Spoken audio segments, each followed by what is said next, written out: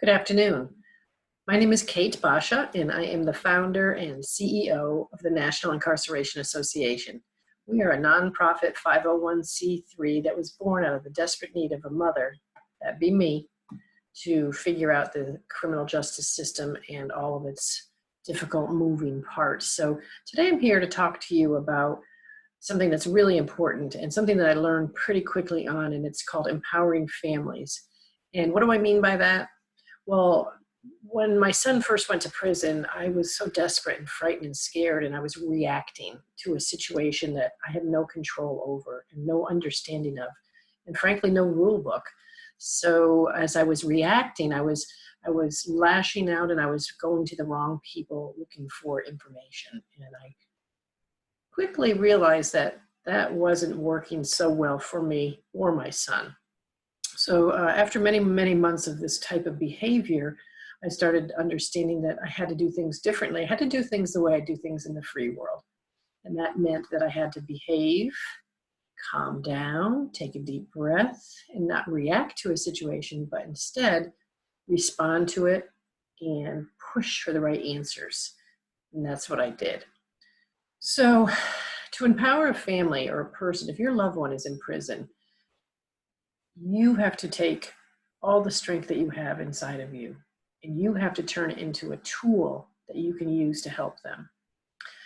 When you have an issue arise, for instance, your loved one was in a traumatic situation in prison, maybe he was in a fight or she was put into solitary, as we call the hole, and you're very frightened at home. You know that your person inside can't do anything for themselves. You know it's up to you, but what do you do? Who do you call? So one of the things I strongly recommend is that you first learn who the players are in your Department of Corrections or your jail. But let's just go with the Department of Corrections for now. Every Department of Corrections in every state has an organizational structure.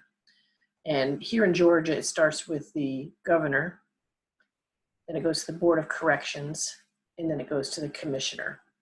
And then it trickles down from there to chief of staff, assistant commissioners, drop downs. So find that chart. It's somewhere. If you can't find it, reach out to the NIA, we can help you. But find that organizational chart and then learn who the players are. And then ask the person that's in charge of your loved one's facility. We call them wardens here. Some states call them directors or superintendents. But ask that person what their protocols are within their own facility. What do you have to do to help your loved one? Write all these things down and reiterate back to the person that you're speaking to what you heard. Yes, warden, thank you so much. So you're telling me that when my loved one calls me and he's been in a fight and he's now in solitary confinement, even though it wasn't his fault, my next step would be to call the facility and talk to his counselor, correct? Reiterate. Ask the warden for his email address. A lot of them don't like to give it. Here in Georgia, we all know what the email addresses are. They're all across the board. First name dot last name at gdc.ga.gov. I don't use emails lightly, and neither should you, because that's now considered public record. But I do like to follow up and reiterate with an email of what I feel are the points that that person I spoke to told me, so I have clarity. None of the things that I do is accusatory or retaliatory. It's trying to just get answers to help my person. And that's what your goal should be. So to empower you to be strong, as if your child was in school and you were trying to reach to, your teacher wasn't doing such a good job. Would you call up and scream at her? No, you'd probably go to the principal and talk to them, figure out what's going on. So protocols are important. Understanding who's in charge is important.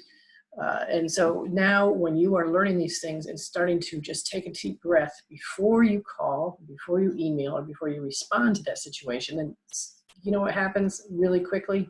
You take control again. And when you have control of your feelings and your emotions, that trickles over to your loved one inside. They feel more in control. They feel that they have hope and help on the outside. So working together as a team, you and your loved one, and talking to those in charge to help de-escalate a situation or to help resolve an issue or to simply get an answer to a simple question such as, how do I get my loved one his glasses? Whatever it is. Empower yourself to be strong. Empower yourself to be brave enough to do the right thing and let them know that you're here and you're not going away. And that something I always say is, if this was your loved one, Warden, wouldn't you be doing what I'm doing today? I certainly hope so. So that's my time for now. Empowering families is my first subject. We're going to get into some other subjects. We're going to always kind of piggyback off of that very, very important first step in empowering yourself to be strong enough to care for your loved one during this difficult journey while taking care of yourself. So look forward to what we're going to get into, and please, www.joinnia.com. Move the movement. Go to the action tab, sign up. Let's grow this thing.